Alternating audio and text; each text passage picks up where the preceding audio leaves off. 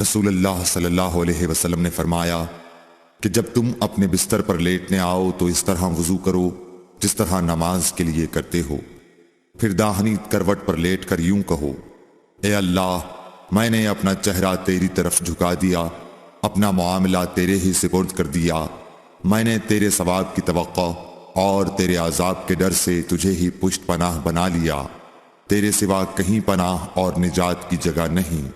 اے اللہ، جو کتاب تو نے نازل کی میں اس پر ایمان لایا، جو نبی تو نے بھیجا میں اس پر ایمان لایا، تو اگر اس حالت میں اسی رات مر گیا تو فطرت پر مرے گا، اور اس دعا کو سب باتوں کے آخر میں پڑھ۔ حضرت برا کہتے ہیں کہ میں نے رسول اللہ صلی اللہ علیہ وسلم کے سامنے اس دعا کو دوبارہ پڑھا۔ جب آمنت بکتابک الذی انزلت پر پہنچا تو میں نے ورسولک کا لفظ کہہ دیا۔ آپ نے فرمایا نہیں، یوں کہو ونبیک الذی ارسلت۔ صحیح بخاری حدیث نمبر 247۔